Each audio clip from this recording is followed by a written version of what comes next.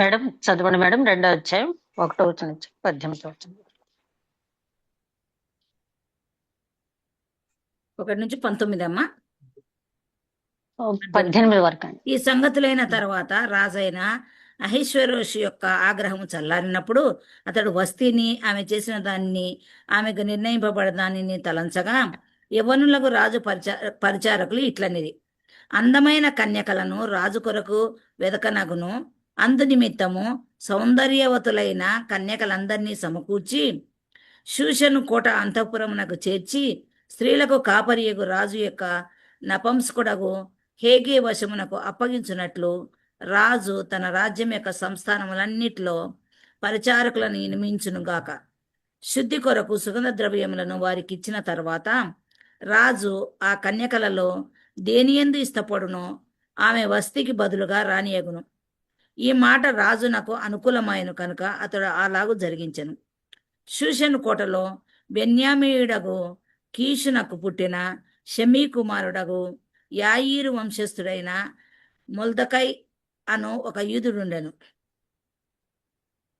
బబులోను రాజైన నెబుకద్నెజరు యూదా రాజైన యెకొన్యాను పట్టుకొని పోయినప్పుడు ఇతడు యెకొన్యాతో కూడా యెరూషలేము నుండి చెరపట్టబడిన వారిలో ఒకడు. తన పినతండ్రి కుమార్తె అయిన హదస్స అను ఎస్తేరు తల్లిదండ్రులు లేనిదై ఉండగా అతడు ఆమెను పెంచుకొనెను. ఆమె అందమైన రూపమును సుందర ముఖము గలదై ఉండెను.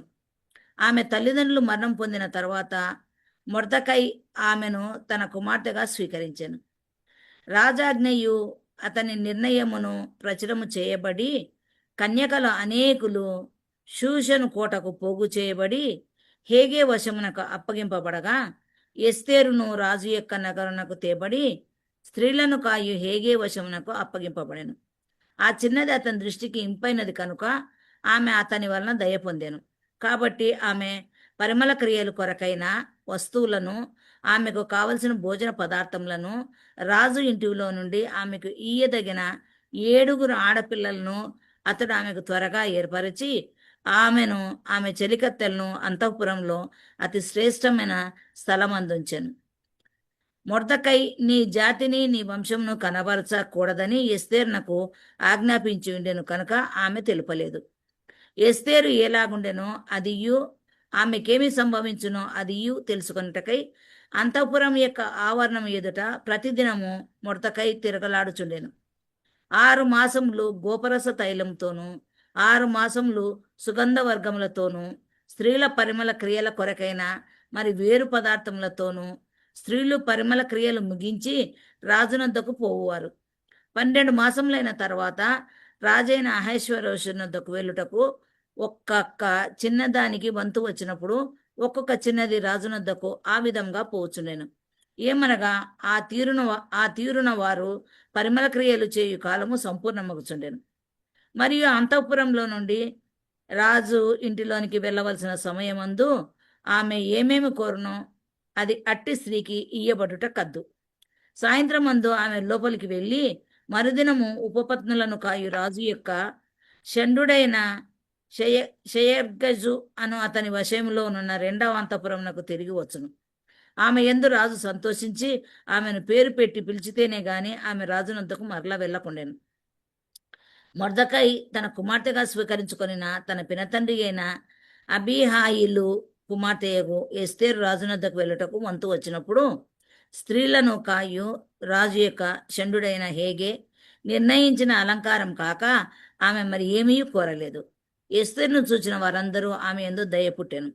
ఈ ప్రకారము ఎస్తేరు రాజైన అహశ్వేరోషు ఏలుబడి యందు 7వ సంవత్సరమున టెబేతు అను 10వ నెలలో రాజనగర్లోనికి అతని యొద్దకు పోగా స్త్రీలందరికంటే రాజు ఎస్తేరును ప్రేమించెను. కన్యలందరికంటే ఆమె అతని వలన దయాదాక్షిణములు పొందెను. అతడు రాజ్య కిరీటమును ఆమె తల మీద ఉంచి ఆమెను వసతికి బదులుగా రాణిగా నియమించెను. అప్పుడు రాజు తన అధిపతులందరికీ సేవకులందరికీ ఎస్తేరు విషయమై ఒక గొప్ప విందు చేయించి సంస్థానములలో సెలవు దినం ప్రకటించి రాజుకు స్థితికి తగినట్టుగా బహుమతులు ఇప్పించారు. Thank you madam. ప్రేమమేడని మా తండ్రి ఇంతవరకు క్షేమంగా కాపాడి మరొక్కసారినైనా నీ వాక్యం ధ్యానించుకునే కృప మాకు అనుగ్రహించినంత వందనాలు. చేరి వచ్చిన ప్రతి ఒక్కరిపై నీ యొక్క పరిశుద్ధాత్మ కుమ్మరింపు దయచేయండి. వాక్యం ధ్యానిస్తున్న నాకు వింటున్న ప్రతి ఒక్కరికి నీ యొక్క పరిశుద్ధాత్మ నడిపింపు దయచేయండి.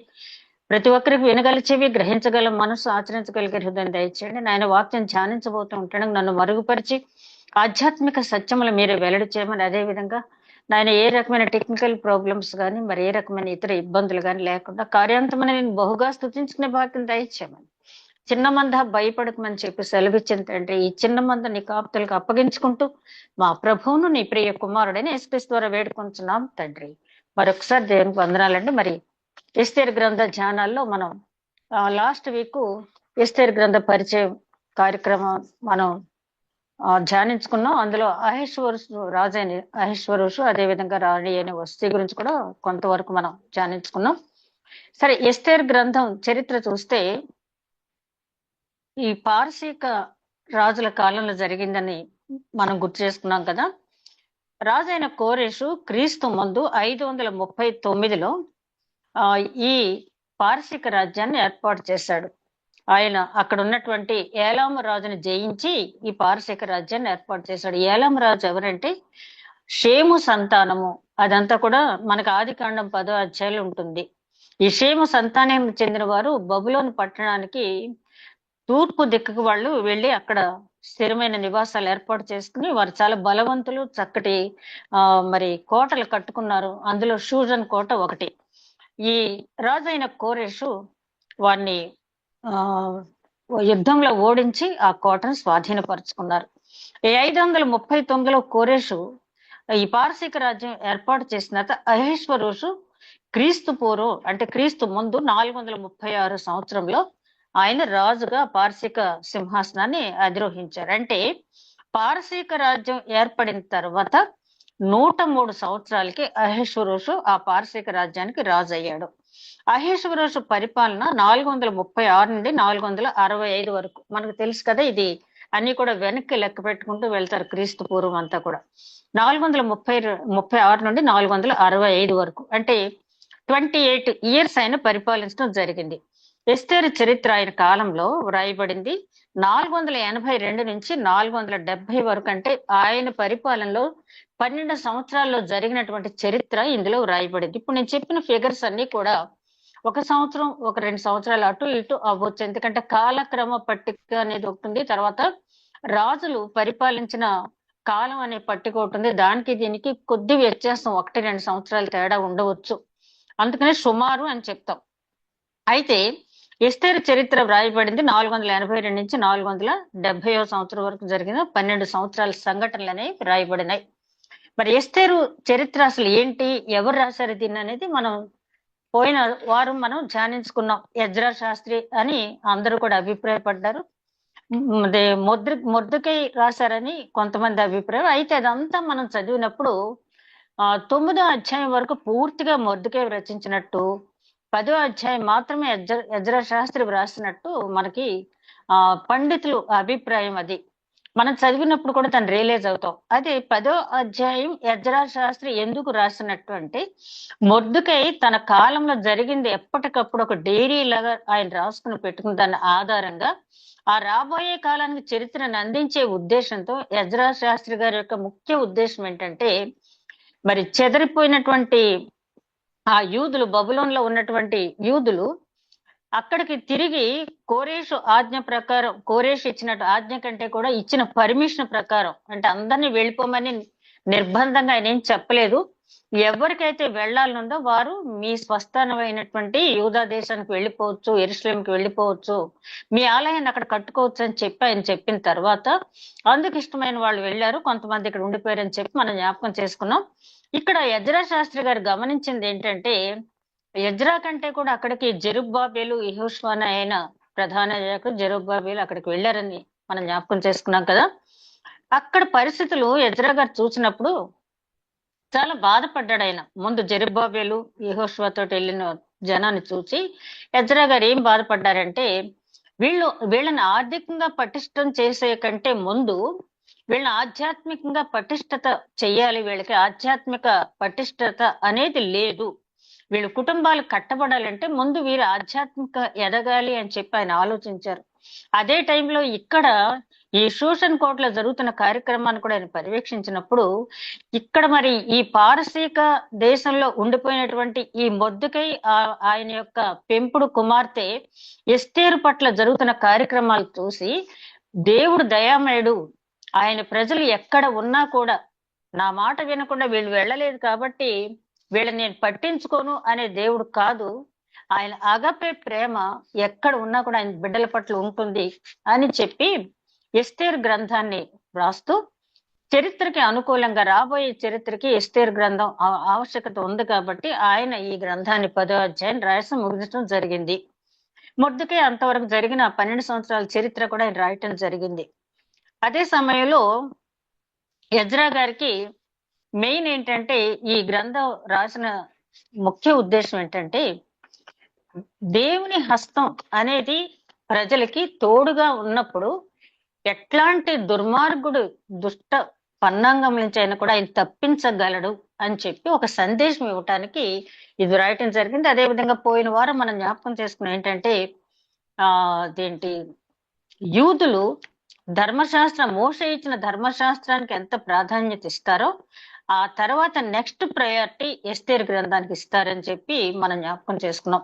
అదేవిధంగా ఈ దీంట్లో క్యారెక్టర్స్ 5 క్యారెక్టర్స్ అహేశ్వరుషు, వష్టి, ఎస్తేరు, మొర్దెకై, అదేవిధంగా హామాను. ఈ చరిత్ర చూసుకున్నట్టయితే మామూలుగా హెడ్లైన్స్ మనం చూసుకున్నట్టయితే ఎస్తేరు మొర్దెకై యొక్క పినతండ్రి కుమార్తె. ఎస్తేరుకి తల్లిదండ్రులు లేరు, ఆమె ఆర్ఫెన్. ఆమె పినతండ్రి కుమారుడైనటువంటి మొర్దెకై, ఈయన ఎస్తేరు అసలు తండ్రి పేరు అబీహయీల్. మరి ఈ స్టోరీ ప్రకారం ఇక్కడ రాసినటువంటి ఆ చరిత్ర ప్రకారం చూసినట్టయితే ఈ సన్నివేశాలు జరిగేటప్పటికి మొర్దెకై ఇంచుమించుగా 80 years ఏజ్ లో ఉన్నట్టుగా మనం అనుకోవచ్చు. ఎస్తేర్ ఏమో టీనేజ్ గర్ల్, అంటే చిన్నాన, అంటే దగ్గర తండ్రి వయసు ఉన్నటువంటి వాడు మొర్దెకై. పినతండ్రి కుమారుడు అయినప్పటికీ, అన్నయ్య అయినప్పటికీ కూడా ఇంచుమించుగా వాళ్ళ నాన్నగారి వయసుకి ఇంచుమించుగా ఉన్నటువంటి వాడని మనం అర్థం చేసుకోవచ్చు. అతను ఆమెను తెచ్చి పెంచుకున్నాడు. పెంచుకున్న తర్వాత ఆమె పేరు, తల్లిదండ్రులు పెట్టినటువంటి పేరు హదస్స. తర్వాత ఈ పారసీక రాజ్యానికి వచ్చిన ఆమెకు పెట్టబడినటువంటి పేరు ఎస్తేరు. హదస్స అంటే పూల కదంబం, లేకపోతే పువ్వుల మంచి సుగంధ పరిమళాలు వెదజల్లేటటువంటి ఒక పుష్పములతో కూడినటువంటి పొద అని అర్థం. నక్షత్రం అంటే మనకు అందరికీ తెలిసింది, వెలుగునిచ్చేది, మార్గదర్శకత్వం వహించేది అని చెప్పి. మరి కుటుంబానికి ఒక పూల కదంబంల మంచి సువాసనలు వెదజల్లిన ఎస్తేరు హదస మరి ఆ పారసీక రాజ్యానికి అధిపతిగా, అంటే అహేశ్వరుషు యొక్క భార్యగా, రాణిగా అయ్యే వరకు ఆవిడ జీవితంలో జరిగిన సంఘటనలు, అంటే ఏదో పూల పాన్పుగా ఆమె ఏదో అదృష్టం కొద్దీ ఆ సింహాసనానికి వెళ్ళలేదు, కానీ అసలు ఆవిడ జీవితంలో సంఘటనలు ఏ విధంగా చోటు చేసుకున్నాయి అని మనం ఆలోచించినట్టయితే ఎస్తేరు గ్రంథంలో ఆమె రాజుగారి కోటకు ఆమెకి ఏమీ ఇష్టం లేకుండానే రాజుగారి ఆజ్ఞ ప్రకారం తీసుకురాబడింది. ఒకవేళ రాజుగారు ఆమె ఇష్టపడితే రాణి అవుతుంది అని తీసుకొచ్చారు. ఆవిడ రాణి అయ్యింది. అయిన తర్వాత ఆ మొర్దెకై రాణి ఎట్లా ఉంది రాజకోట్లను కూడా చూస్తూ ఉంటాడు. తర్వాత మనం గమనించినప్పుడు మొర్దెకైని ఎప్పుడు కూడా తన దగ్గర ఉన్నప్పుడు ఎలాగైతే ఉందో రాణిగా అయిన తర్వాత కూడా అదే గౌరవంతో మొర్దెకైని గౌరవించింది. ఇలా సాగుతున్న టైంలో మొర్దెకై యూదుడు, హామాను అగాగీయుడు, అక్కడ ఒక అంటే రాజు తర్వాత నెక్స్ట్ పొజిషన్ లో ఉన్నటువంటి హామాను. ఈ హామాను వెళ్ళేటప్పుడు అందరూ కూడా లేచి నిలబడి నమస్కరిస్తూ ఉంటారు, ఒక్క మొర్దెకై తప్ప. హామాను ముందుగా పట్టించుకోలేదు, కానీ ఈ పక్కన చెప్పేవాళ్ళు ఎక్కువగా ఉంటారు కదా, అడుగుతారు మొర్దెకైని, ఏంటి నువ్వు ఎందుకు లేవట్లేదు, ఎందుకు నిలబట్టలేదు, ఎందుకు నమస్కరించట్లేదు, పదే అడిగే కొద్దీ అప్పుడు చెప్తాడు, నేను యూదుడను, నేను అలా లేచి నమస్కరించును, దేవుని తప్పించని చెప్తాడు.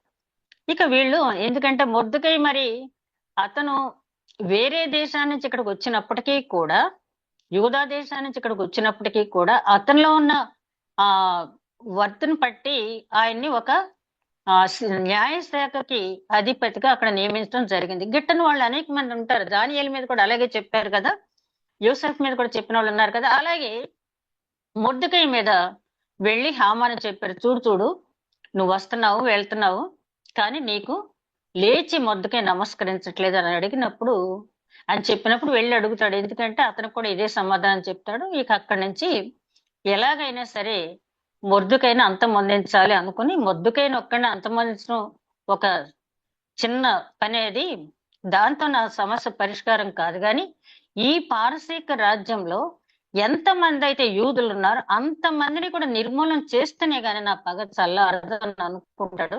అయితే దేవునితో వీరు తోడుగా ఉంది కాబట్టి, దుష్టత్వాన్ని సహించే దేవుడు కాదు కాబట్టి, ఎవరినైతే అంతమొందించాలనుకున్నారో వాళ్ళు బాగానే ఉన్నారు. అంతమొందించాలనుకున్న హామాను చివరికి ఉరికై మీద మరణిస్తాడు. ఇదంతా కూడా మనం తర్వాత అధ్యాయంలో చదువుతాం. ఊరికనే మెయిన్ లైన్స్ ముందు చెప్పా.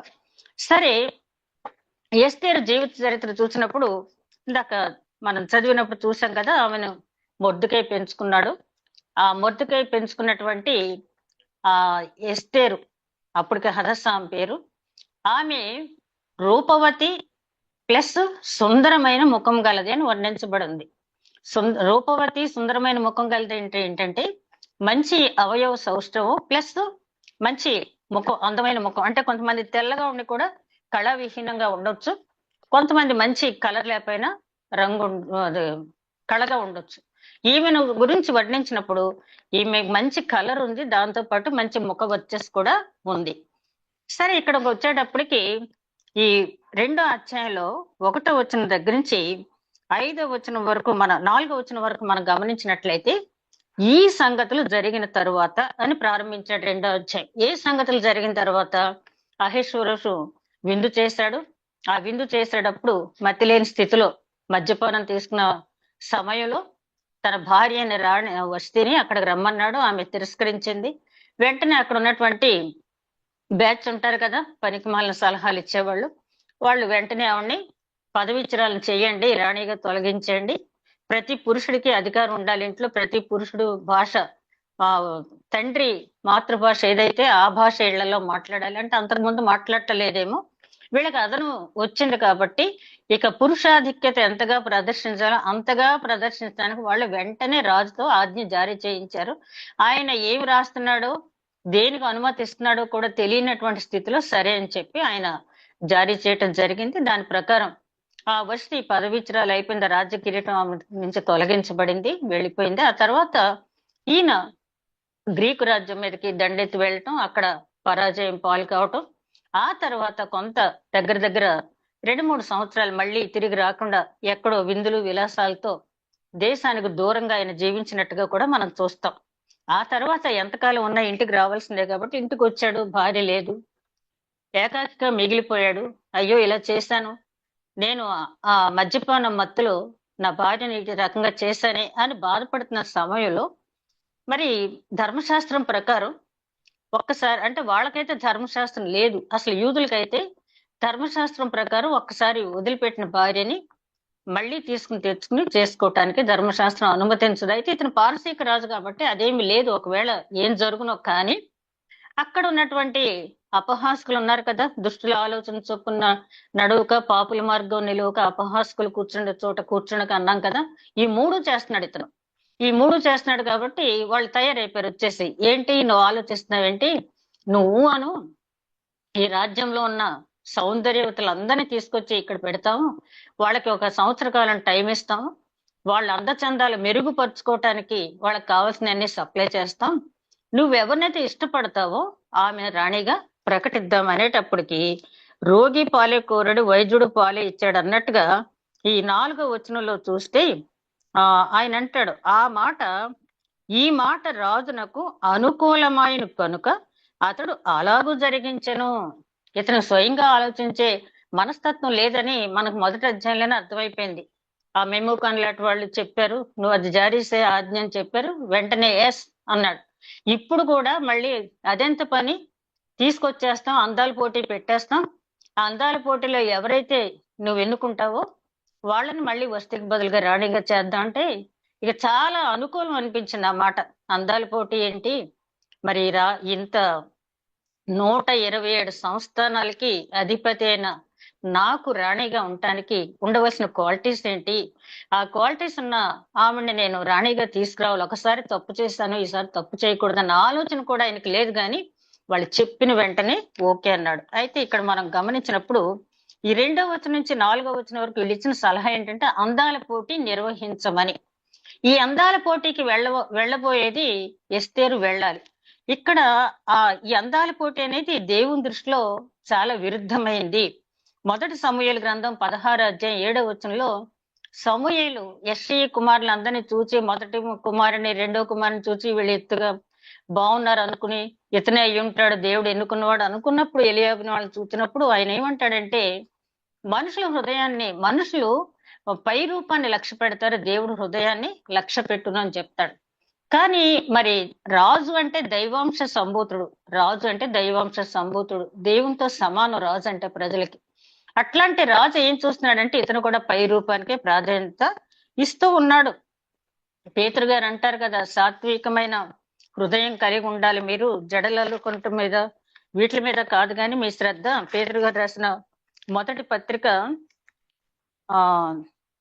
3వ అధ్యాయంలో ఆయన చెప్తున్నటువంటి మాట మీకు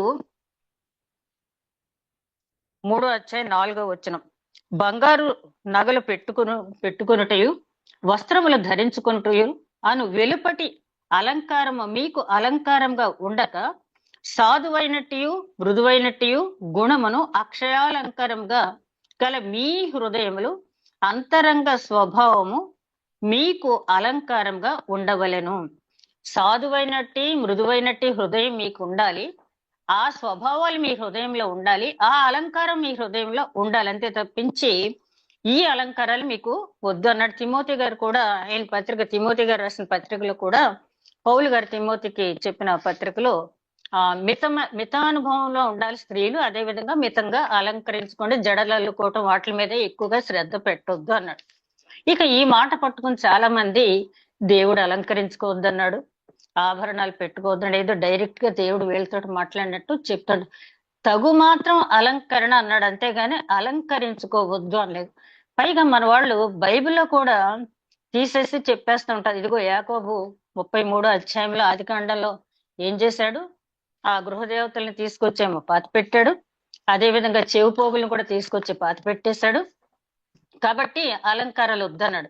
ఆ చెవి పోగులు ఎందుకు తీయించాడు యాకోబు గారంటే వాళ్ళు ఐగుప్తు నుంచి వచ్చేటప్పుడు పెట్టుకున్న చెవి పోగుల మీద ఐగుప్తు దేవతల యొక్క విగ్రహాలు ఉన్నాయి.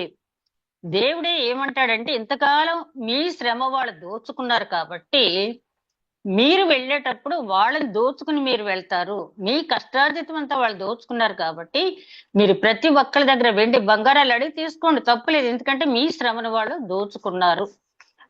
అంటే దేవుని ఉద్దేశం ఒకటి, కానీ వీళ్ళు ఏం చేస్తారు, అది తీసుకొచ్చి విగ్రహారాధన దేవుడే తెచ్చుకోమన్నాడు కదా అని చెప్పి విగ్రహారాధన మొదలు పెట్టేస్తారు. అందుకని యాకోబు గారు ఏం చేశారంటే వాటిలన్నిటిని తీసుకొచ్చి మస్తకి వృక్షం కింద పాతి పెట్టాడు. ఇట్లాంటి మాట తీసుకుని మన వాళ్ళు దేవుడు అలంకరించుకోవద్దు అన్నాడు. అంటే వాళ్ళ దృష్టిలో అలంకరణ అంటే చెవులు పెట్టుకోకూడదు, గాజులు వేసుకోకూడదు, కానీ చాలా కాస్ట్లీ సారీస్ కట్టుకోవచ్చు, చాలా కాస్ట్లీ వాచ్, డైమండ్ వాచ్ పెట్టుకోవచ్చు, లేకపోతే కాస్ట్లీ ఇంకా కాస్ట్లీ వస్తువులు ఎన్నైనా వేసుకోవచ్చు, కానీ ఆ చెవులకు పెట్టుకోకూడదు. అంటే నేను పెట్టుకోని వాళ్ళని ఏమంటలేదు, పెట్టుకున్న వాళ్ళని ఏమంటలేదు, అది పర్సనల్, అది అంతే తప్పించి పెట్టుకున్నంత మాత్రాన వాళ్ళకి ఏ రకమైన భక్తి లేదని, పెట్టుకోకపోతేనే భక్తి అని కాదు, కానీ దేవుడు హృదయాన్ని చూసే దేవుడు. అయితే ఈ అందాల పోటీలు అనేవి, అసలు పోటీ అనేది దేవునికి ఇష్టం లేదు, పోటీ అనేది దేవుడికి ఇష్టం లేదు. ఏ విషయంలోనూ కూడా, ఒక అందం విషయంలోనే కాదు, ఒక ఎడ్యుకేషన్ విషయమే కాదు, లేకపోతే స్కిల్స్ దేవుడిచ్చిన తలాంత ఒక పాటలు కానీ ఏమైనా పోటీ అనేది దేవుడికి ఇష్టమైంది కాదు. కానీ ఇక్కడ ఎస్తేరు పరిస్థితి ఏంటంటే అప్పటికే కుటుంబం నుంచి వేరు చేయబడింది. ఆమె ఒక ఆర్ఫెన్, తల్లిదండ్రులు లేని అమ్మాయి. ఈ తల్లిదండ్రులు లేని అమ్మాయి మొర్దుకై, తన పినతండ్రి కొడుకైనటువంటి మొర్దుకై కుమార్తెగా స్వీకరించి ఎంతో గారంగా పెంచుకుంటున్నాడు ఆ అమ్మాయిని. ఆ మొర్దుకై ఆలనా పాలనలో తల్లిదండ్రుల్ని మరిచిపోయి ఆ జీవిస్తున్న సమయంలో మళ్ళీ హఠాత్తుగా ఆమెకు వచ్చినటువంటి సమస్య ఏంటంటే ఆ కుటుంబాన్ని నుంచి వేరు చేయబడి మళ్ళీ తీసుకురాబడింది. ఎక్కడికి? రాజుగారి కోటలోకి తీసుకురాబడింది. ఇక్కడ ఈ పోటీలో నెగ్గితే రాణి అవుతుంది, నెగ్గకపోతే జీవితాంతం ఆ రాజభవనంలో పంజరంలో చిలకలాగా ఉండవలసిందే. బయటకు పంపించేసినా బాగుంటది వాళ్ళకి, కనీసం బయటకు వెళ్ళినా ఆ కుటుంబంతో కలిసి ఉంటారు. కానీ ఒక్కసారి రాజకోటలోకి వచ్చిన తర్వాత రాణిగా ఎంపిక కాబడకపోయినా కూడా వాళ్ళ జీవితాంతం అక్కడే ఆ రాజకోటలోని బందీగా ఉండాలి. ఇక అప్పుడు ఎస్తేరు స్వయంగా నిర్ణయం తీసుకున్నటువంటి అవకాశం లేదు. ఇలా కుటుంబం నుంచి వేరు చేయబడటం అనేది చాలా కష్టమైన సంగతి. కానీ దేవుని ప్రణాళిక ఏదో ఉంది. ఎందుకంటే ఎస్తేరు యూదుడైనటువంటి మొర్దెకై పెంపకంలో పెరిగింది కాబట్టి దేవుడు అన్యాయంగా ఏ నిర్ణయం తీసుకోడు, దేవుడు అన్యాయంగా ఎవరిని కూడా హింసించేవాడు కాదు అని అర్థం చేసుకుంది. కాబట్టి యోసేపు జీవితాన్ని మనం చూసినప్పుడు ప్రత్యేకింపబడి ఆ ఐగుప్తుకి వెళ్ళిపోయినప్పుడు చాలా బాధపడి ఉంటాడు, కానీ తర్వాత ఒక మంచి జీవితం వచ్చింది. అదేవిధంగా దావీదు జీవితాన్ని కూడా మనం చూసినప్పుడు ఆ ఎనమండుగురు పిల్లలు యెష్షీకి ఎనమండుగురు పిల్లలని ఒక చోట, 7 అబ్బాయిలను ఒక చోట వ్రాయబడి ఉంటుంది. కానీ ఎనమండుగురే కొన్ని కారణాల రీత్యా దావీదు తల్లిని కూడా 7 పిల్లల తర్వాత అన్యాయించి, అదంతా కూడా పెద్ద స్టోరీ. ఆ దావీదుని మిగతా వాళ్ళ దగ్గర నుంచి దూరం కావాల్సి వచ్చింది. గొర్రెల కాపరిగా వెళ్ళిపోయాడు, మిగతా వాళ్ళంతా కూడా సైన్యంలో ఉంటే ఇతను ఒక్కడు గొర్రెల కాపరిగా వెళ్ళవలసి వచ్చింది.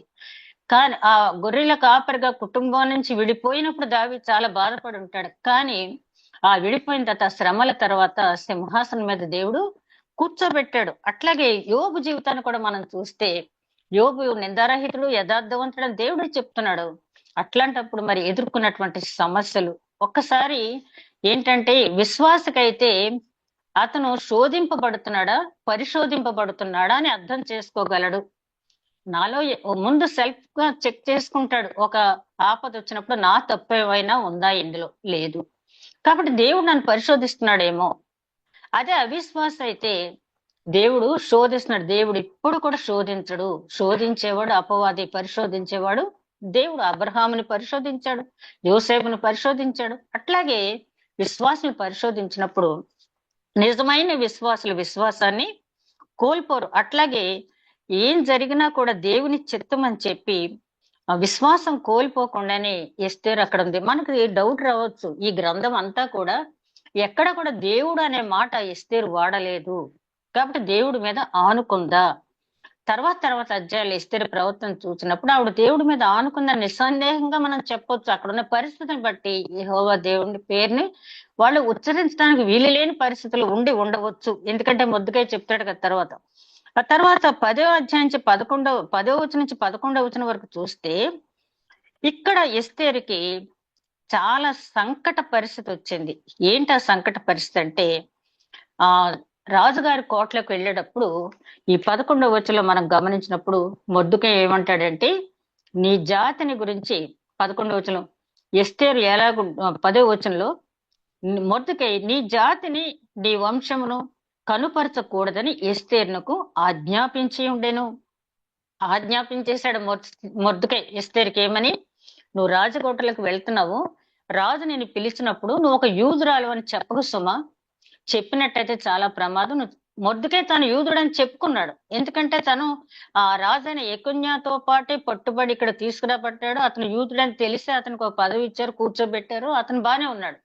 కానీ ఇంకా అక్కడ హామాను చేసిన కుట్ర నుంచి యూదులు కాపాడబడాలి కాబట్టి దేవుని ప్రణాళిక. మొర్దెకై ఏమంటున్నాడంటే, నువ్వు లోపలికి వెళ్ళిన తర్వాత యూదురాలు అని చెప్పొద్దని చెప్పడం చాలా ప్రాణ సంకట పరిస్థితి ఎస్తేరుకు. ఒకటి, కుటుంబాన్ని నుంచి వేరు చేయబడింది, తనకిష్టం లేనటువంటి ఆ అందాల పోటీలో పాల్గొనటానికి రావాల్సి వచ్చింది. మూడోది ఏంటంటే, తన చిన్నప్పటి నుంచి తల్లి తండ్రి అయినప్పటికీ తల్లి తండ్రి ప్రేమ చూపించి ఎంతో చక్కగా పెంచినటువంటి మొర్దెకై ఏమని ఆజ్ఞాపించాడంటే, నువ్వు యూదురాలు అని చెప్పొద్దన్నాడు. ఆ టైంలో మరి ఎలా ఉంటది తన పరిస్థితి? చచ్చిపోతే చచ్చిపోయానులే, ఇక ఇంతకంటే ఏంటి, నేను నా జాతిని చెప్పేసుకున్నా. మోషే గారి చరిత్ర ఆవిడ తెలిసే ఉంటది కదా, మిగతా దానియేలు మిగతా వాళ్ళు తెలిసి ఉండకపోవచ్చు, కానీ మోషే చరిత్ర తెలుసు కదా. అతను ఏమనుకుంటాడంటే, ఐగుప్తు భోగభాగ్యాల కంటే నాకు నా జనుల కోసం నిందమోయటమే నాకు మంచిది అనుకున్నాడు. అట్లాంటి నిర్ణయం తీసుకుంటే ఎస్తేరు ఇక్కడ మొర్దుకై ఆజ్ఞను తిరస్కరించినట్టు ఉంటుంది. తర్వాత ఆ రోజుల్లో ఉన్నటువంటి ఆ ఆచారం ఏంటంటే, ట్రెడిషన్ ఏంటంటే, పెద్దవారు చెప్పిన మాట తిరస్కరించకూడదు. తల్లిదండ్రులు గాని, తాతలు గాని, నానమ్మలు గాని, అమ్మమ్మలు గాని, మనకంటే వయసులో ఉన్నవారు, మన రక్త సంబంధికులు మనకు చెప్పిన మాటను తిరస్కరించకూడదు.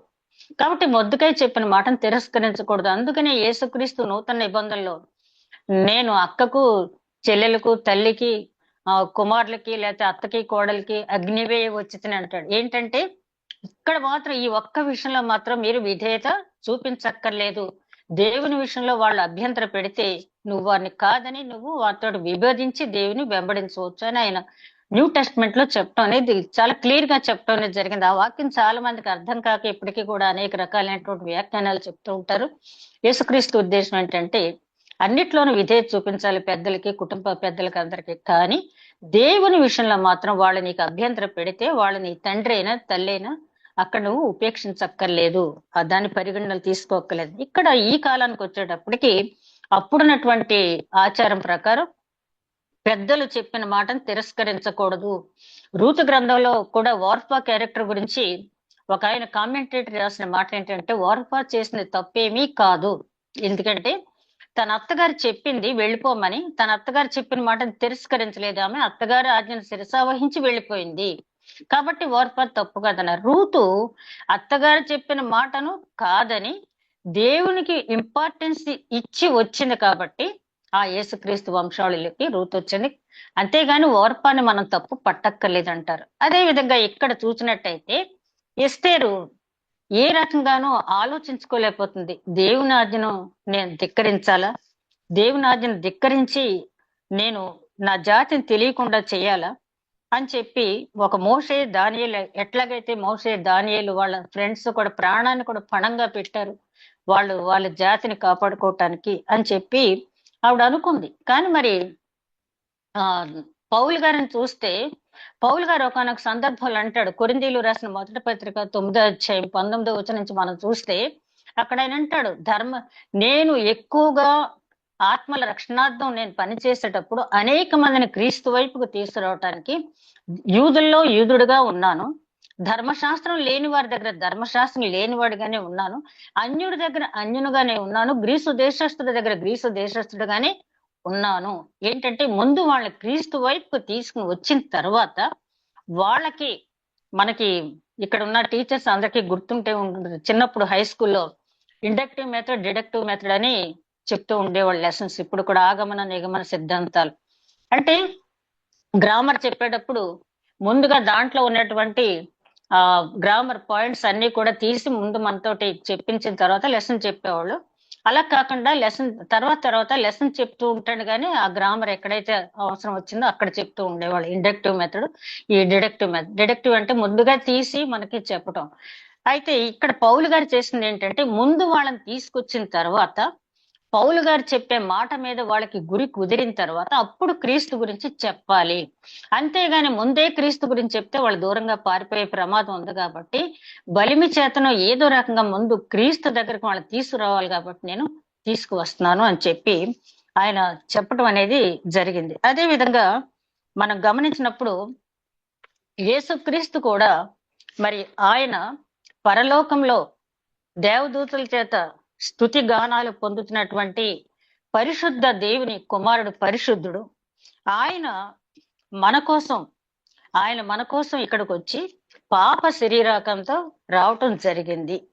పాప శరీర ఆకారంతో రావటం మాత్రమే కాకుండా ఆయన శరీరధారిగా ఉన్నప్పుడు 7వ వచనం, హెబ్రీలు రాసిన గ్రంథం 7వ వచనంలో, 5వ అధ్యాయం 7వ వచనంలో చూస్తే, శరీరధారి అయిన దినములలో మహారోదనముతోనూ కన్నీళ్లతోనూ తన్ను మరణము నుండి తప్పించగలవానికి ప్రార్థనలను యాచనలను సమర్పించి భయభక్తులు కలిగి ఉన్నందున ఆయన అంగీకరించబడెను. అసలు యేసుక్రీస్తుకి లోకానికి రావాల్సిన అవసరమే లేదు. ఆ పాప శరీర ఆకారంలో రావాల్సిన అవసరమే లేదు. ఒకవేళ పాప శరీర ఆకారంలో దేవుడు పంపించినా ఏదో దేవుడు పంపించాడులే, నా పని చేసుకుంటానులే అన్నట్టు కాకుండా తన్ను అందులోంచి కాపాడగలిగేవాడికి, మరణం నుంచి కాపాడేవాడికి మహారోధంతో, విజ్ఞాపనతో ప్రార్థనా యాచనలు, విజ్ఞాపనలు అర్పించాడు. అంటే ఆయన ఏమీ తప్పు చేయలేదు.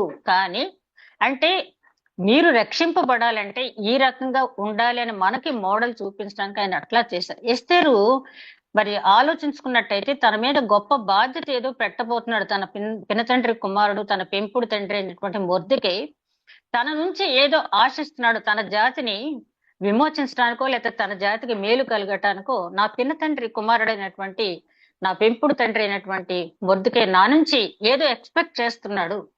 కాబట్టి ఆయన ఆజ్ఞను నేను ధిక్కరించకూడదు, దేవుని ఆజ్ఞని ధిక్కరించకూడదు. కానీ ఇంకోటి ఏంటంటే అప్పటికే వస్తీకి జరిగినటువంటి అవమానం, వస్తీకి జరిగినటువంటి అన్యాయం, ఆ పదవీ భ్రష్టత, రాజ్య కిరీటం తీసివేయబట్టి అన్ని కూడా ఎస్తేరుకు తెలిసింది. ఒకవేళ మాట ధిక్కరిస్తే శిరచ్ఛేదనం జరిగే ప్రమాదం కూడా ఉంది. కాబట్టి ఇక అట్లాంటి టైంలో ఏం చేసింది ఆవిడంటే, ఇక తన స్వచిత్తాన్ని ఆధారం చేసుకోకుండా, అందుకని అంటాడు సామెతల గ్రంథకర్త, నీ స్వబుద్ధిని ఆధారం చేసుకోకుండా నీ ప్రవర్తన అంతటి ఎంతో ఆయన అధికారమునకు ఒప్పుకొనము, ఆయన నీ మార్గమును సరళము చేయునని చెప్పి. ఇక వస్తే అక్కడ అది ఎస్తేరు అక్కడ డిసైడ్ అయిపోయింది.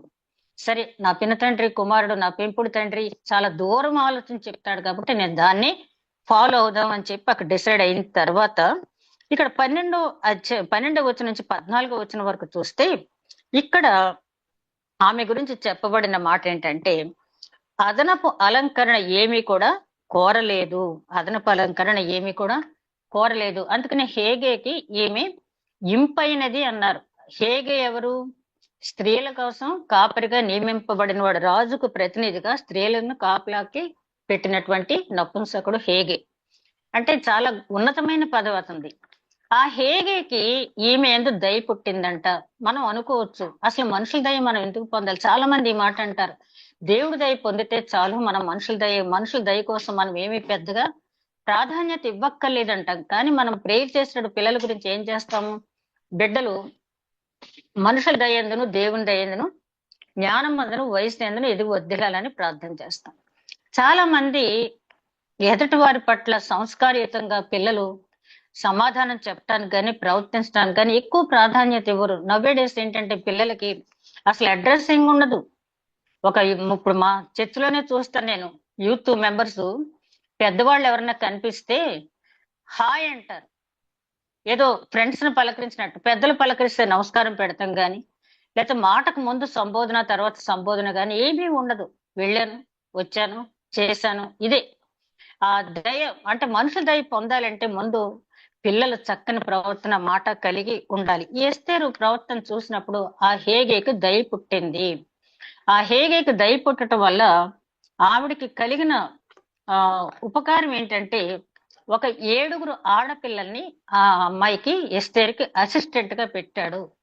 ఈ రాజనగరానికి తీసుకురాబడిన ఎస్తేరుకి 7 ఆడపిల్లల్ని అసిస్టెంట్ గా పెట్టడమే కాకుండా ఈ 10వ వచనం చివరి భాగంలో అతి శ్రేష్టమైన స్థలమందు ఉంచెను. 7 ఆడపిల్లల్ని అటెండర్స్ ని ఇచ్చి ఆ భవనంలో అతి శ్రేష్టమైన స్థలంలో ఆమెను ఉంచాడు. ఇక్కడ మనం గమనించాల్సింది దేవుని దయ.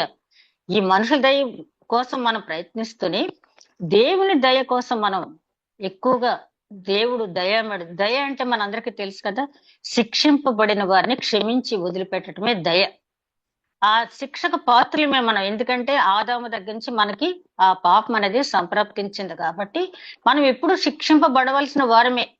కాబట్టి ఆ శిక్ష నుంచి మనం తప్పించుకోవడానికి దేవుని దయ పొందాలి అంటే మనుషుల దయ పొందాలి. దేవుని దయ పొందినట్టయితే ఇక్కడ ఎస్తేరు ఎట్లాగైతే అతి శ్రేష్టమైన స్థలంలో ఉంచబడిందో, దేవుని దయ మనం పొందినప్పుడు అట్లాగే అతి శ్రేష్టమైన స్థలంలో మనం కూడా ఉంచబడతాం. ఎస్తేరు గ్రంథం ద్వారా ప్రతి వచనంలో, అంటే వచనం ఎక్స్ప్లెయిన్ చేయాలంటే అసలు సంవత్సరం కూడా సరిపోదు. అక్కడక్కడ మనం చూసుకున్న ఎస్తేరు క్యారెక్టర్ ద్వారా మనం ఏమి నేర్చుకోవాలి. అదే విధంగా ఆమె చెప్పినటువంటి అదనపు అలంకరణ వద్దు, అక్షయ అలంకారం. ఇందాక పేతురు గారు చెప్పారు కదా, అక్షయ అలంకారం మనలోంచి ఉన్నటువంటి దయ, జాలి, ఈ ఆత్మఫలం ఉంది కదా మనకి, దీర్ఘశాంతము, సమాధానం, ఇవన్నీ కూడా మనలో నుంచి ఎవరు తీసేయలేరు. అవి ఆ అక్షయ అలంకారాన్ని మనం ధరించుకోవాలి తప్పించి. ఆమె అట్లా ఉండటం వల్ల చూసే వాళ్ళందరికి కూడా దయ పుట్టిందంట. కానీ ఈ రోజులో పిల్లలు మనం చూస్తే ఎక్కడికన్నా ఒక కార్యక్రమానికి వెళ్తే ఇక ఆ మ్యాచింగ్స్, యాక్సిలరీస్ తర్వాత ప్రతిదీ మ్యాచింగ్ కావాలి. లేకపోతే బయటకు అనేది వెళ్ళరు. అంటే అలంకరించుకోవడం తప్పని కాదు, కానీ దానికి ఎక్కువ ప్రాధాన్యత అనేది ఇవ్వటం వల్ల అనేక రకాలైన అనర్థాలు కూడా జరుగుతున్నాయి. ఆమె అలా ఉన్నా కూడా చాలా సుందరంగా కనపడింది. మనం సుందరంగా చేయటం అనేది దేవుని వంతు. మనం అలంకరించుకున్నంత మాత్రాన ఎదుటి వారికి సుందరంగా కనపడం. దేవునికి సుందరంగా కనపడాలంటే మోషేని మనం చూసినప్పుడు ఆయన 10 ఆజ్ఞలు తీసుకుని ఆ కొండ నుంచి దిగొచ్చేటప్పుడు ఆ ముఖంలో ఒక గ్లో కనపడింది. ఆ గ్లో ఎవరిచ్చారు? దేవుడు. ఎలా ఇచ్చాడు? దేవునితో సహవాసం చేయబట్టి ఆ గ్లో అతనికి వచ్చింది. అదే విధంగా మనం స్టెఫను జీవితాన్ని కూడా మనం చూసినప్పుడు ఆ స్టెఫను అక్కడ వాళ్ళతో మాట్లాడుతున్నప్పుడు ఆ శాస్త్రులకి పరిసయ్యులకి ఆ నింద మోపిన వారందరికీ స్టెఫను ముఖం ఒక దేవదూత ముఖంలాగా కనపడిందంట. అదే విధంగా దానియేలు స్నేహితులు కూడా శాకాహారమే తింటాం, మాకు రాజు ఆహారం మాకు వద్దన్నారు. ఇక్కడ కూడా చాలా మంది ఏమనుకుంటారంటే క్రిస్టియన్స్ భక్తిగా ఉన్న వాళ్ళు శాకాహారమే తినాలా, మాంసాహారం తినకూడదా అని. అది ఎవరిష్టం వాళ్ళకి. కానీ అక్కడ దానియేలు తిరస్కరించింది ఎందుకంటే రాజుకు పెట్టబడే ఆహారం ముందు దేవతకు సమర్పించి అది రాజుకు పెడతారు కాబట్టి ఆ దేవతకు సమర్పించిన ఆహారం వాళ్ళు తినటానికి ఇష్టం లేక వాళ్ళు శాఖ ధాన్యాలే తింటామని చెప్పి అడిగారు. అడిగినప్పుడు అక్కడ ఒప్పుకున్న తర్వాత జరిగింది ఏంటంటే మిగిలిన వాళ్ళందరికంటే వాళ్ళ ముఖాలు సుందరంగా ఉన్నాయి. అంటే ఇక్కడ వెజిటేరియన్ తిన్న వాళ్ళ ముఖాలే సుందరంగా ఉంటాయి, నాన్ వెజిటేరియన్ తిన్న వాళ్ళు ఉండవని కాదు, కానీ దేవుని చిత్తం అది. వాళ్ళు దేనికి నిలబడ్డారు? విగ్రహార్పితాన్ని తినమని నిలబడ్డారు కాబట్టి దేవుడు వాళ్ళకి సుందరమైన రూపం అనేది ఇచ్చాడు. ఇక్కడ ఎస్తేను కూడా మనం గమనించినప్పుడు ఆమె ఎక్కువ సౌందర్య పోషణకి అలంకారానికి ఆమె ప్రాధాన్యత ఇవ్వలేదు. అందుకనే సామెతల గ్రంథకర్త అంటాడు కదా 31వ అధ్యాయం 30వ వచనంలో, అందం మోసకరం సౌందర్యం వ్యర్థం, యెహోవా యందు భయభక్తులు గల స్త్రీ కొనియాడబడును. అంటే అందం వద్దని కాదు, అందం వద్దని ఎవరు చెప్పరు, అందం అందరూ కోరుకుంటారు. మరి అబీగయల్ గురించి చెప్పబడిన మాట ఏంటంటే సుబుద్ధి గల రూపశ్రీ. అంటే అందంతో పాటు మంచి బుద్ధి కూడా ఉండాలి. అదే సామెతల గ్రంథకర్త అంటాడు కదా, వివేకములనే స్త్రీ పంది ముక్కున ఉన్న బంగారు కమ్మి వంటిది. ఒక బంగారు కమ్మి ఆ బురదలో వచ్చిన పంది ముక్కున ఉన్నట్టయితే దాన్ని ఎవరు పెద్దగా ఆశించరు, దాన్ని అది పెద్ద ఆకర్షణీయంగా కనపడదు. అదే విధంగా అంటే అంత లోతుగా ఆయన చెప్పాడు. ఎందుకంటే పరమార్థ జ్ఞాని అయిన సొలొమోను రాసిన సామెతలు కాబట్టి ఆయన జీవితాన్ని కాసి వడపోసాడు కాబట్టి ఆ జీవిత అనుభవం చూసినటువంటి వ్యర్థం అన్నాడు. అదే విధంగా వివేకం లేని స్త్రీ ఆ పంది ముక్కున్నటువంటి కమ్మి వంటది అంటాడు. నెనరు గల స్త్రీ ఘనత నొందును అంటాడు ఆయన. గుణవంతురాలైన భార్య దొరుకుట అరుదు, అది మంచి ముత్యం కంటే విలువైనదని చెప్పి ఆయన జీవిత అనుభవంలో చెప్పినటువంటి మాటలు. ఇక్కడ అందం వద్దని కాదు, మరి రిబ్కాని చూసినప్పుడు అబ్రహాం యొక్క ప్రధాన పనివాడు ఎలియాజర్ అని అంటారు, కానీ అంటే ఎలియాజర్ అనే చెప్పలేము. అబ్రహాం యొక్క పెద్ద పనివాడు అతను రిబ్కాలో ఏం చూశాడంటే కేవలం అందమే కాదు, ఆమె చురుకుతనం చూశాడు, ఆమె స్నేహశీలత్వం చూశాడు, ఆమె దయాగుణం చూశాడు. ఇవన్నీ చూసి ఇష్టపడ్డాడు అంతే తప్పించి కేవలం అందం మాత్రమే కాదు. ఆమె చురుకుగా ఉండట గొప్ప భాగ్యం అంటాడు సామెతల గ్రంథకర్త. మరి మనం నిర్గమకాండలో 3వ అధ్యాయంలో అక్కడ 1వ అధ్యాయంలో మనం చూస్తే షిఫ్రా ఫుయా అనే ఆ మంత్రసార్లు అంటారు కదా, హెబ్రీ స్త్రీలు చురుకుగా ఉంటారని చెప్పి. చురుకుగా ఉండటం అనేది గొప్ప భాగ్యం. కేవలము మనం ఒంటి నిండా నగలు వేసిన అలంకరించుకున్నంత మాత్రాన ఇటు లోకంలో ఉన్న వాళ్ళని మనం ఆకట్టుకోలేము, అటు దేవుడిని అంతకంటే ఆకట్టుకోలేము. దేవుడు కోరేది మన హృదయాంతరంగంలో ఉన్న సౌందర్యాన్ని. కాబట్టి ఎస్తేరుకి మొదటి నుంచి ఆ పినతండ్రి కుమారుడు అయినటువంటి మొర్దెకై దగ్గర పెరిగినప్పటి నుంచి ఆ సింప్లిసిటీ అనేది బహుశా అలవాటై ఉంటుంది. దాని ప్రకారమే ఆమె అదనపు అలంకరణలు ఏమి కూడా కోరుకోలేదు. అదే విధంగా ఇక్కడ 15వ వచనం నుంచి 18వ వచనం వరకు మనం గమనించినట్లయితే మొర్దెకై ఇక్కడ రాజుగారి దగ్గరికి వెళ్ళింది. ఆమె రాజుగారి దగ్గరికి వెళ్ళిన తర్వాత మళ్ళీ క్రింది 2వ అంతస్తుకే వాళ్ళని పంపించేస్తారు. ఒకసారి రాజుగారి దగ్గరికి వెళ్ళిన తర్వాత మళ్ళీ తెల్లవారి కింద 2వ అంతస్తు దగ్గరికి పంపించేస్తారు. ఆ పంపించిన తర్వాత ఆ అందరి కన్యకలు వంత అయిపోయిన తర్వాత ఆ రాజు ఎవరినైతే పేరు పెట్టి పిలుస్తారో వాళ్ళు మాత్రమే ఆయన దగ్గరికి మళ్ళీ తిరిగి వెళ్ళాలి. ఆయన పేరు పెట్టి పిలకపోతే వాళ్ళు మళ్ళీ క్రిందికి వెళ్ళిపోయి వాళ్ళకి ఏర్పాటు చేసినటువంటి ఆ రాజకోటలో ఏ గదులు అయితే వాళ్ళకి ఏర్పాటు చేశారో ఆ సౌధంలోనే వాళ్ళ జీవితకాలం ఉండాలి. ఇక్కడ ఎస్తేరు టెబేత్ నెల అంటే వాళ్ళకి 10వ నెల. ఈ టెబేత్ నెలలో ఆమె వెళ్ళటం జరిగింది. అంటే మన క్యాలెండర్ ప్రకారం ఈ టెబేత్ నెల అంటే డిసెంబర్ జనవరిలో అని చెప్పి పండితులు అదే యూదుల క్యాలెండర్ చూసి మనం తెలుసుకోవచ్చు. ఈ టెబేత్ నెలలో వెళ్ళిన తర్వాత ఆ 13వ రోజు వెళ్ళిన తర్వాత అక్కడి నుంచి వచ్చిన తర్వాత ఆమె క్రింద ఉన్నప్పుడు మొర్దుకై గమనించుకుంటున్నాడు ఏమి జరిగింది, ఏం జరుగుతుంది అని చెప్పి ఆయన పరిశీలిస్తూ ఉన్నాడు. తన కుమార్తె రాజు దగ్గరికి వెళ్ళింది, మళ్ళీ క్రింది అంతస్తు దగ్గరికి వచ్చింది, ఏం జరుగుతుందని చూస్తున్నాడు. చూస్తూ ఉంటే మొర్దుకై తన కుమార్తెగా స్వీకరించుకున్న తన పిన్న తండ్రి అయిన అబీహేలు కుమార్తె ఎస్తేరు రాజునొద్దకు వెళ్ళుటకు వంతు వచ్చినప్పుడు స్త్రీలను కాయి రాజు యొక్క షండుడైన హేగే నిర్ణయించిన అలంకారం కాక ఆమె మరి ఏమీ కోరలేదు. ఎస్తేరును చూచిన వారందరికీ ఆమె యందు దయ పుట్టెను. హెగేకి ఆ తర్వాత ఇంకో షండు అతనికి కూడా దయ పుట్టింది. అంత మాత్రమే కాదు, ఎవరు చూస్తే వాళ్ళ దయ పుడుతుందంట ఆ మొక్కను చేసేటప్పటికి. అలాగే మరి రూతుని గురించి కూడా ఆయన అంటాడు కదా, 3వ అధ్యాయం 11వ వచనంలో రూతు గ్రంథంలో బోయజ్ అంటాడు కదా, నీవు యోగ్యురాలు అని ఇక్కడ ఈ పురంలో జనులందరూ చెప్పుకుంటున్నారు కదా అంటాడు. అంటే ఒక యోగ్యత ఉన్న స్త్రీ గురించి అందరూ మాట్లాడుకుంటారు. అదే విధంగా ఇక్కడ ఎస్తేరు గురించి కూడా చెప్పబడిన మాట ఏంటంటే, అక్కడ హేగేకి, ఆ తర్వాత ఇంకొక షండుడికి, తర్వాత షైన్గజ్కి, ఆ తర్వాత అక్కడున్న వారందరికీ కూడా ముఖం చూస్తే దయ పుడుతుందంట. ఆమె రాజుగారి మందిరంలోకి వెళ్ళక ముందే ఇంతమంది దయ ఆమె పొందింది, ఆమె యందు దయ పుట్టెను. ఈ ప్రకారము ఎస్తేరైన రాజైన అహష్వేరోషు ఏలుబడి యందు 7వ సంవత్సరమున టెబేతు అను 10వ నెలలో రాజనగర్లోకి అతని యొద్దకు పోగా స్త్రీలందరికంటే రాజు ఎస్తేరును ప్రేమించెను. స్త్రీలందరికంటే రాజు ఎస్తేరును ప్రేమించెను. సామెతల గ్రంథంలోనే సొలొమోన్ మహారాజు రాసిన 31వ అధ్యాయంలో అక్కడ ఉంటుంది.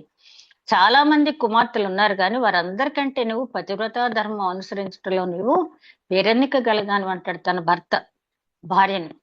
అంటే ఇక్కడ చూశాడు ఎవరు అహష్వేరోషు. చూచిన వెంటనే ఆయన గురించి ఆవిడ గురించి చెప్పిన మాట ఏంటంటే, స్త్రీలందరికంటే రాజనగర్లోకి అతని ఎద్దుకు పోగా స్త్రీలందరికంటే రాజు ఎస్తేరును ప్రేమించెను. కన్యకలందరికంటే ఆమె అతని వల్ల దయాదాక్షిణ్యాన్ని పొందెను. ఇక్కడ ఈ దయాదాక్షిణ్యంలో అనే మాట వాడారు, కానీ ఈ దయకు బదులుగా ఇంగ్లీషు కేజీవీలో వాడిన మాట ఏంటంటే గ్రేస్. అంటే కృప. కృప అనే మాట ఎక్కువగా మనకి ఓల్డ్ టెస్ట్మెంట్ లో మనకి ఎక్కువ వాడరు. అయితే ఇక్కడ మనకి ఇంగ్లీషు వెర్షన్ లో కేజీవీలో మాత్రం గ్రేస్ అని వాడబడింది. అంటే దేవుని కృప పొందుకుంది ఆవిడ. ఎస్తేరు అహష్వేరోషు దయ మాత్రమే కాకుండా దేవుని కృప పొందుకుంది. కైండ్నెస్, ఆయన దయ పొందుకుంది, అహష్వేరోషు యొక్క దయ పొందుకుంది, దేవుని కృప కూడా పొందుకుంది. కాబట్టి అతను రాజ్య కిరీటమును ఆమె తల మీద ఉంచి ఆమెను వస్తీకి బదులుగా రాణిగా నియమించాను. అతనే స్వయంగా ఆమె తల మీద కిరీటం ఉంచి వస్తీకి బదులుగా రాణిగా ప్రకటించాడు. ఆ తర్వాత విందు చేశాడు, సెలవు దినాలు ప్రకటించాడు. అయితే మనం చివరిలో మనం ఆలోచించుకోవాల్సింది ఏంటంటే, ఈమె అదనపు అలంకరణలో ఆలోచించలేదు. మరి ఏం చేసింది ఈ సంవత్సరం అంతా కూడా? ఆ గోపరస తైలంతోనూ ఏదో గంధ వర్గాలతోనూ కూడా ఈమెను తయారు చేస్తూ వాళ్ళ పని వాళ్ళు చేసుకున్నారు. ఇంకా నాకు ఇది కావాలి అది కావాలని అడగలేదు. ఆ అలంకారం కావాలి, ఈ అలంకారం మీద కావాలని పెట్టలేదు. అక్షయ అలంకారం మీద మనసు పెట్టుకుంది. ఆ సిద్ధపాటుకి అక్కడ ఎంతమంది, కొన్ని వేల మంది కన్యకులు వచ్చి ఉంటారు. వాళ్ళందరికీ ఉన్న టైమే ఈమెకు కూడా ఉంది. అయితే ఆ సిద్ధపాటు బహుశా ఆమె, నేను అనుకుంటాను, ఇక్కడైతే మనకు రాయలేదు కానీ ఆ సిద్ధపాటు ఏంటి, నా జీవితం పుట్టుకతోనే నేను చిన్నప్పుడే తల్లిదండ్రులు పోగొట్టుకున్నాను, ఇక్కడికి వచ్చాను, మొర్దుకై దగ్గర ఉన్నాను, ఏదో బాగానే గడిచిపోతున్నప్పుడు మళ్ళీ రాజు కోటకు తీసుకురాబడ్డాను. ఒకవేళ ఇక్కడ తిరస్కరింపబడితే మళ్ళీ నా జీవితం అంతా ఏకాకిగా ఇక్కడేనా, నా వల్ల ఎవరికీ ప్రయోజనం లేదు, నేను ఏ ప్రయోజనం లేకుండా నేను ఉండిపోవటమేనా అని చెప్పి ఆమె దేవుని తలుచుకుని ఉండవచ్చు, నా స్థితి ఏంటని చెప్పి. అందుకని ఒక భక్తుడు అంటాడు, నీ ఆలోచనలే దేవునికి స్తుతి, నీ ప్రవర్తనే ఆరాధన. నీ ఆలోచనే దేవునికి స్తుతి, నీ ప్రవర్తనే దేవునికి ఆరాధన. ఈ రెండు కూడా ఈమె కలిగి ఉంది. కాబట్టి ఆమె ఆలోచించుకుంటూ ఆ టైం గడిపింది. అక్కడ ఉన్న వారందరికీ ఒకటే టైం. మరి బుద్ధి గల కన్యకులు, బుద్ధి లేని కన్యకులు కూడా ఒకే టైం ఇవ్వబడింది. కానీ అందులో ఎందుకు 5గురు వెనక్కెళ్లారు? ఎందుకు మిగతా వాళ్ళు ముందుకు వెళ్ళగలిగారంటే కాలాన్ని సద్వినియోగం చేసుకోవటం. చాలా మంది అంటారు, నేను చాలా బిజీ అండి, నాకు టైం లేదండి అని చెప్పి అంటారు. మనందరికీ తెలుసు షేక్స్పియర్ ఇంగ్లీష్ లో చరిత్రలోనే మరి ఆయన్ని మించినటువంటి డ్రామటిస్ట్ గాని, పోయిట్ గాని, ఆథర్ గాని ఎవరు లేరు. ఆయన ఒకసారి ఒక ఫ్రెండ్ అడుగుతాడు, షేక్స్పియర్ కి చాలా ఎకరాలు ఫీల్డ్స్ ఉంటాయి, అవన్నీ చూసుకోవాలి, పెద్ద కుటుంబాన్ని చూసుకోవాలి, అది కాకుండా రాజకీయంగా ఏదో సెనేటర్ పదవి ఏదో ఉంది, అది కాకుండా చాలా వ్యాపకాలు అతనికి ఉంటాయి. మళ్ళీ డ్రామాల్లో మంచి రోల్స్ ప్లే చేస్తూ ఉంటాడు, ఫ్రెండ్స్ తో గడుపుతూ ఉంటాడు, కుటుంబానికి భార్యకి కూడా ఎక్కువ ప్రాధాన్యత ఇచ్చి తన భార్యతో కూడా ఎక్కువ సమయం గడుపుతూ ఉంటాడు. నువ్వు ఇన్ని చేస్తున్నావు కదా, నీకు టైం ఎలా జరుగుతుంది, నువ్వు ఎలా మేనేజ్ చేస్తున్నావు, నీకు టైం ఎలా సరిపోతుందంటే ఆయన ఒకటే మాట అంటాడు, ఇన్ని చేసినా నాకు ఇంకా టైం మిగిలే ఉంటుంది, ఇంకా కొంత వ్యర్థం చేస్తున్నానేమో అనుకుంటున్నాను నేను అంటాడు. ఒక షేక్స్పియర్ అలాగా అన్నప్పుడు ఈ రోజులు ఎవరిని కదిపినా చాలా బిజీ అండి, మాట్లాడటానికి లేదంటారు. కానీ చాటింగ్ లో గంటలు గంటలు వ్యర్థంగా గడుపుతారు. బుద్ధి లేని కన్యకులకి, బుద్ధి గల కన్యకులకి ఒకే సమయం ఇచ్చారు. కానీ సమయాన్ని సద్వినియోగం చేసుకున్న వాళ్ళు పెండ్లి కుమార్తెతో వెళ్ళారు. మనకు కూడా ఈ ప్రపంచంలో ఇప్పుడున్న వారందరికీ ఇచ్చిన సమయమే మనకు కూడా ఉంది.